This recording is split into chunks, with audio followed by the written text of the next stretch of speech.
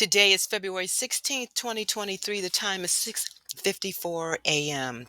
The topic of today's video is about the title of today's video is what really happened in Tongo, Niger. On October 4th, 2017, U.S. troops and Nigerian partners were on a counterterrorism operation to capture a high-value terrorist in the Sahara Desert. Question: why did our troops go to the Sahara Desert looking for high value terrorists? The Sahara Desert is punishment to human beings.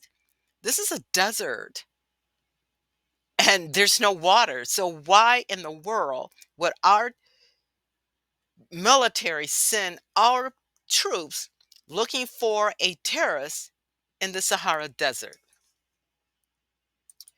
This right here is a map of the Niger and Mali border. Objective North sent our troops up in this area. They were looking for a high value terrorist. And right at the Mali border, you'll see that this is a reserve. And all of this is desert, the Sahara Desert. And it says here Niger is one of the largest inland countries in West Africa and is historically a gateway between North Africa and sub-Sahara Africa, with two-thirds of the country lying within the Sahara Desert. It is one of the hottest countries in the world. Let me rephrase that. Niger is one of the hottest countries in the world. And when our troops were out on this mission, this counterterrorism mission to capture a high-value terrorist target, personnel inside the vehicles took off their PPEs, and that's the personal protection equipment, during movement due to the heat, because Niger is one of the hottest countries in the world. This report that I'm looking at goes on to say that one of the troops on October 4th, David Johnson, felt ill. Now, just remember that I'm going to show you another graph in this report that highlights what our troops had to go through. And here's that report. It's highlighting, it says, this diagram is a representation of factors the investigation found contributed to the fatalities of the 4 U.S. force operation forces, listing limited road and egress routes, few water sites and wells along the route, shortage of water requires stop at Tongo, fatigue, 36 hours of operation with little or no sleep. What could possibly go wrong? And in order to really understand this, we have to put ourselves, or I put myself, in the shoes of our troops. And if you're in the desert for 36 hours, what can possibly go wrong? You have no sleep and you have no water. What could possibly go wrong? This document here already indicates that David Johnson felt ill. They're up for 36 hours in the Sahara Desert with no water. It says here, the convoy stopped at a small farming village in order to allow partner forces an opportunity to cook and eat their breakfast. The small village did not have any water, so a villager directed the convoy to the next village, Tongo, which the villager believed to have a well. The convoy approached the village of Tongo.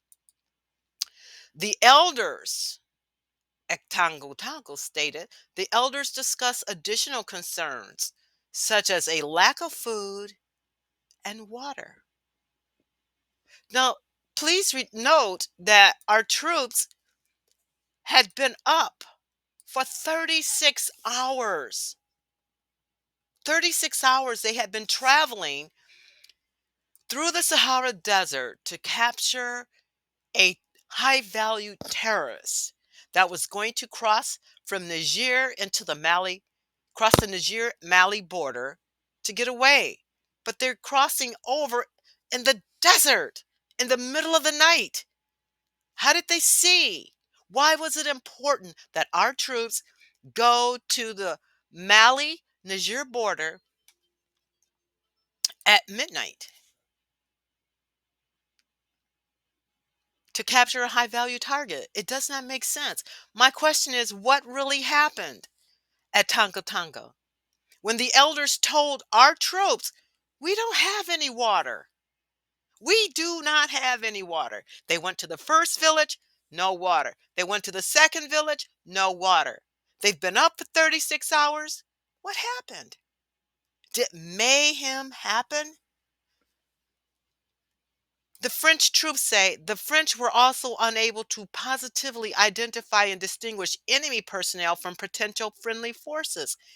Did mayhem ensue at Tonga Tonga when our troops and their Nigerian partners, who have been up for 36 hours, come to Niger, Tonga Tonga looking for water, and we're told we don't have any water? What happened? Did they lose it psychologically? They were sleep deprived. They didn't have any water. What would you do if you were in a situation you've been up for 36 consecutive hours?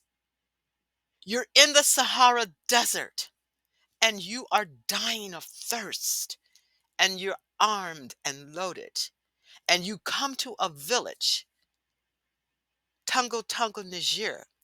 You were told they had a well, you were told they had water. And when you come to the elders tell you, we have no water. We have no food to share with you. What happened? Did they attack the village? Did our troops attack the village looking for water because they were out of their mind physically and mentally because they'd been up for 36 long consecutive hours in the Sahara Desert, thirsty for water? Was it murder and mayhem that happened at Tonga Tonga, Niger? I'll leave it there.